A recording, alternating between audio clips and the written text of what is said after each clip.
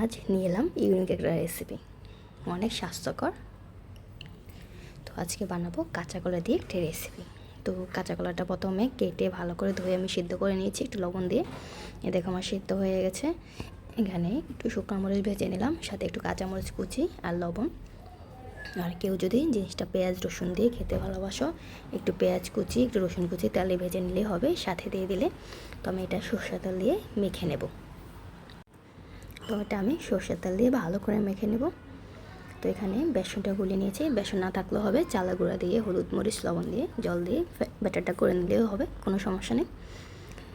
তো বেশিরভাগ আমি চালের গুঁড়ো দিয়ে করি, যেহেতু বেসনটা সবসময় সাথে ঘরে থাকে না। তো আমি এখানে দেখো ভালো করে মেখে নিয়েছি, যেহেতু এক হাতে ক্যামেরা এক হাতে সব কিছু ভালো করে মেখে ছোটো ছোটো বল সাইজ করে নেব। দেখো আমার মাখা হয়ে গেছে, এখন একটু বল সাইজ করে নেব। বল সাইজ করে সোজা ভেজে নিলে হয়ে যাবে আমার কাঁচা কলার পাকোড়া। অনেকে পাকোড়া বলে, অনেকে বড়া বলে, অনেকে সব বলে। তো আমরা বাঙালিরা সবসময় বড়াই বলি। তো এখানে তেল গরম করে নিয়েছি, দেখো তেলের মধ্যে একটা একটা করে দিয়ে দিলাম, দিয়ে ভেজে নেব। তো মাখাটা অনেক সময় আমরা তেলও ভেজে নিতে পারি, পেঁয়াজ রসুন দিয়ে কাঁচামরিচ শুকনো মরিচ দিয়ে একটু তেল দিয়ে হালকা ভেজে নিলেও ভিতরের পুরটা খেতে অনেক স্বাদ হয়।